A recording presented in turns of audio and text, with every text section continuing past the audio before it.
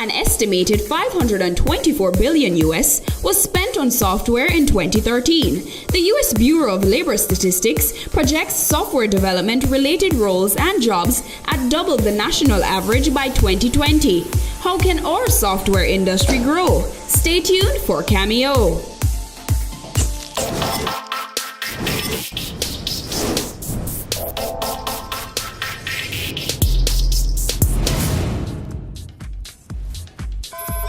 Software is the way that you command the computer to do stuff for you. You give the computer instructions. So it's the way that you are able to do those fun games. You know, you see those men jumping up and down, kicking each other in those games that the young people play nowadays.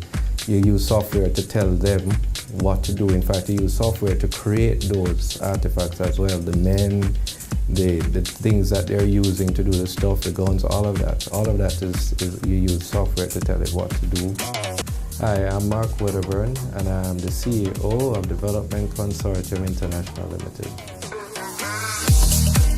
Mark Wedderburn started his company, Development Consortium International Limited, 13 years ago, focusing on creating individual software solutions for each client. We are primarily software engineers. We provide software solutions to primarily for government, financial sector, manufacturing, and at one point retail. We're no longer that much into retail.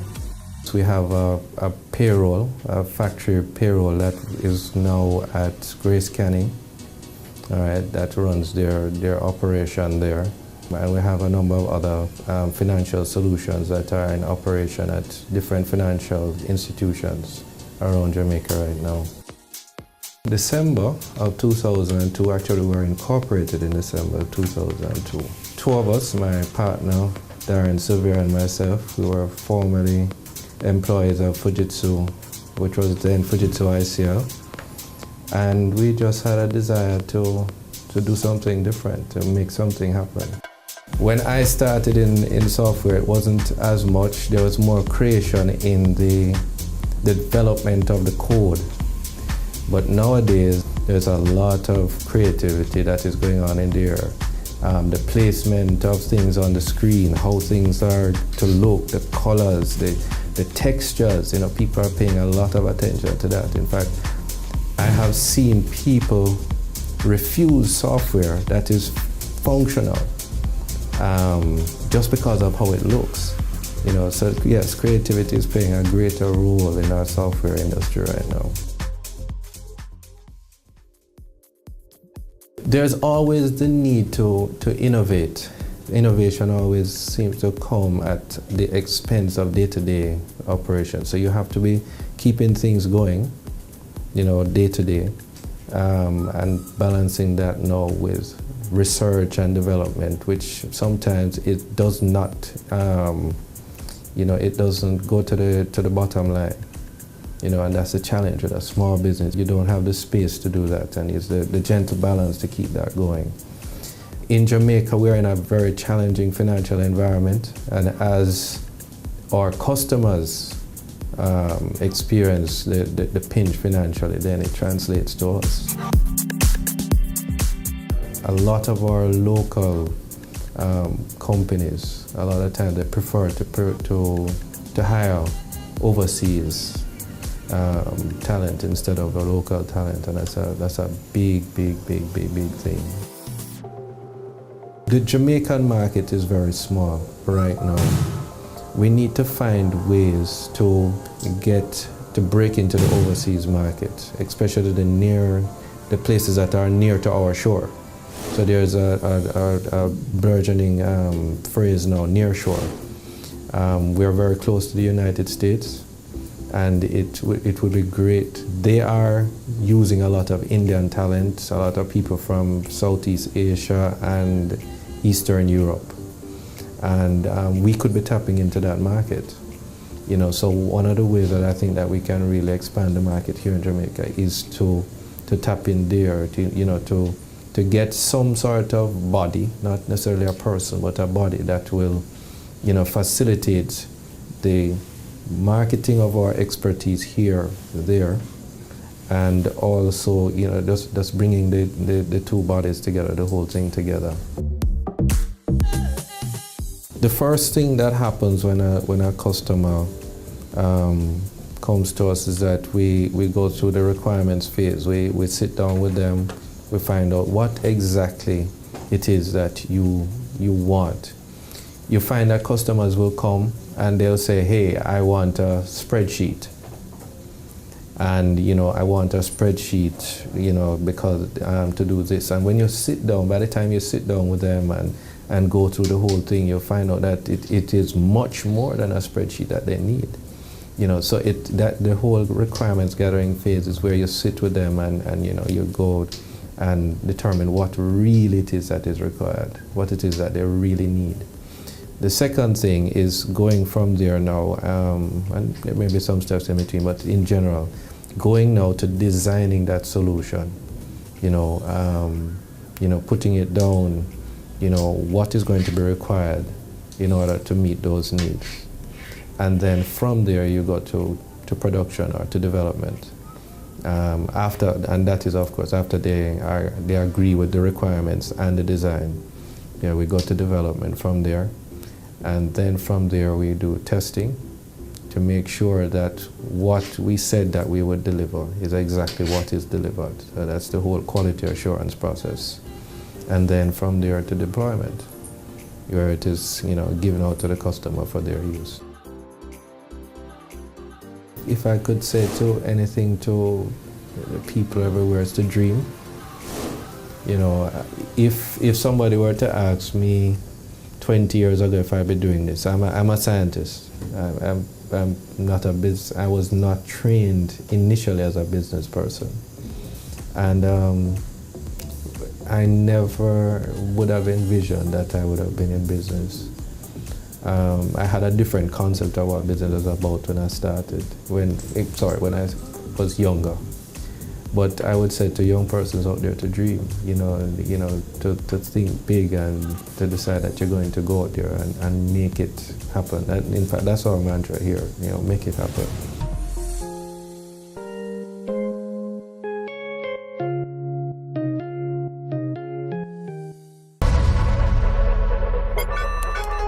Software is basically a set of instructions that a computer follows, similar to the recipe. So the programmer will tell it, do these things, and then the computer will follow along and do it. Bacary Digital Labs identifies the needs of businesses and creates software solutions for them. They are committed to making their clients productive on the go. So their key market is mobile apps. We had a sit down with CEO Kerry Sharp. Web apps can run on a computer, your tablet, and your device, mobile device. Apps generally can run on a tablet or primarily on a mobile phone. It's a good way to build something that everybody can use, because once you're on the internet, then everybody can have access to the same service and same resources. It's also a good medium for businesses to operate, to exchange information and so on.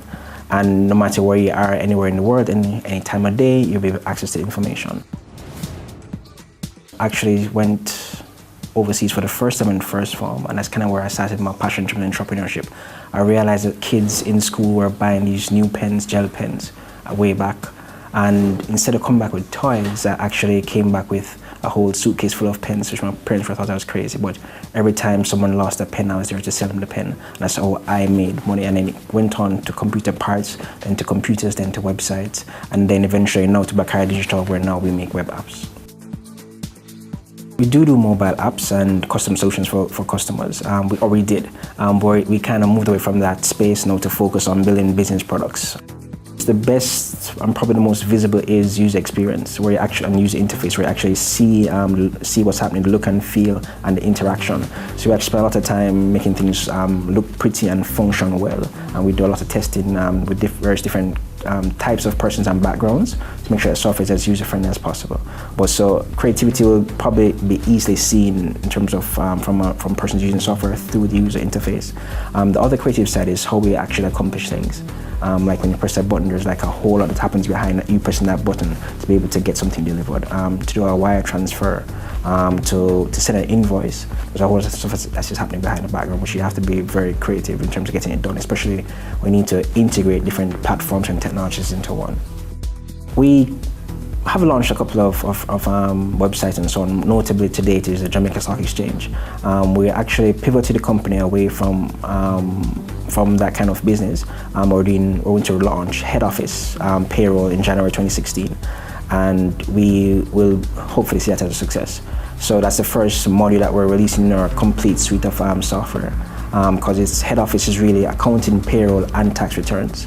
And what we've done is that we've taken 350 hours worth of work to file and prepare taxes per annum for a small business, and we have now reduced it to a few minutes per year. That's a significant time savings for anybody. I feel 350 hours is actually 2.5 months, and we brought it down to a few minutes. We chose an industry that is very technical, and it's often very hard to computerize the techniques and the technology and how people think. What we've found is that also the experts there have become so good at what they do that they don't remember necessarily the fundamentals, because it's second nature. It's akin to you're driving home and you get home and you don't know how you got there. It just happens naturally. So that's the most challenging part, trying to extract that one piece of information that would tell us exactly how to accomplish what we want. That's one of the biggest challenges. The also thing is trying to find the right people, the right fit and the right attitude to work with us. So that's probably more for a short to long term. We want to build a Jamaican software company and build something that's probably one of the largest software companies coming out of Jamaica and the Caribbean. And we're trying to find the best people. Read. Keep abreast of what's happening in forums, subscribe to newsletters. Experiment, because just reading is not sufficient. You actually have to try it, so you can actually get that skill set. So experiment is a big part of that. Participate in different chat rooms or open source projects. We actually, on occasion, set aside a day to experiment and try new things, and even share ideas or showcase potential ways of doing different things. That's really how we do it. Especially there's lots of technologies coming out, and we might see something that we might want to incorporate into the future. We'll give it a try, and if it works, then we put it in, or Shed puts it in. If not, we try again. Jamaican companies need to invest more in local software companies or software developers. We find that they often send work overseas because they think that we can't do it, but we can. In fact, most times when they install the software from overseas companies, we are the ones that have to turn around to help them to assist in fixing the issues that come across. And we have very, very, very talented people here that are world class, and we should just use them. I mean, there's some cases where there's some growing pains, but once you grow through that, and the return on investment will be far greater than going overseas. And we actually keep the funds here in Jamaica, increase employment, and we help to build the industry. Also, I'd love to see more front-end developers. Traditionally, we have a lot of back-end developers. So it's the persons who look and feel of the application, more UX designers, how it flows, and more software entrepreneurs. We have a lot of developers, but not software entrepreneurs. We have people who are doing development and then tack on entrepreneurship. We want somebody who kind of has a mix of both. So I'd love to see more of that, so we can see more products coming out of Jamaica. As I've said before, I think software could become Jamaica's new bauxite, simply because it's a resource that can be multiplied easily. We also are able to earn foreign exchange, so therefore dependencies on other international institutions to support the country will be less. Would also increase employment. If you look at companies like Facebook or Basecamp, which are billion-dollar companies, you only need one successful software company to kind of bring in that kind of revenue, and that could be a game changer for Jamaica. The amount of revenues in terms of taxes that we could have, better infrastructure, better roads, better healthcare, just from this one software company. So if we have multiple software companies, it increases the chance of us being a lot better country. If you want to find out more about the product, you can visit getheadoffice.com/TV. That's getheadoffice.com/. Software Architects Limited was established in 2007 by Damian Daly, whose passion for IT drives his business. We got incorporated in 2007. We were trying to work on a mobile payment/mobile commerce solution, and we decided to incorporate a company which would better help us to facilitate conversations with other companies that might be interested. Blessed to do quite a few things. We have done the Jamaica Stock Exchange online trading portal this year, and while that was to us the first step in what is going to be a journey to get our traders to where international trading is, the feedback thus far has been very encouraging, and so I would definitely count that as this year's major success story for us. We have done Guardian Life online policy portal where you could go on and pay a policy. We have done island car rental reservation website. We have done quite a few projects. We have actually, one of the things we have been working on is one of our own projects which we call Click, which is we've developed a software that allows you to sell credit from your phone, and another company has been incorporated to do that, and that's been going fairly okay as well. When somebody brings in to build a software, they think it's they just tell us what they want and a week later we'll come back with a solution, and it's not exactly like that. So what I realized and when I got into the game is Microsoft made computers and they literally were more focused on functionality over look. Steve Jobs was more focused on look and appeal than functionality. While knowing that functionality is important, your software has a better opportunity to be successful if the people using it feel like it is tailored to them. It gives them a certain sense of ease, it gives them a certain sense of comfort. It's something that appeals to them and they feel like it's there to support them.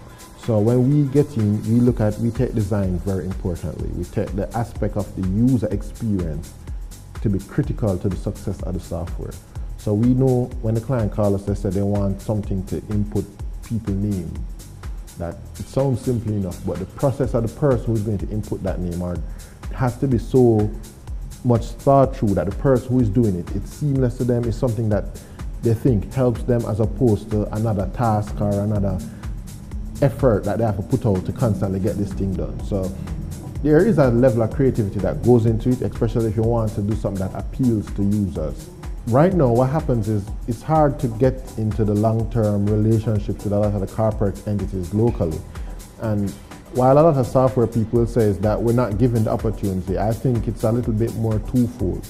The reality is, as small entities, it's harder for bigger entities to make that necessary investment to buy software with a small entity that might not be financially audited, that might not show a longevity in the industry. And so we, as software people, have to probably look at that a little bit more. But the corporate companies also need to understand that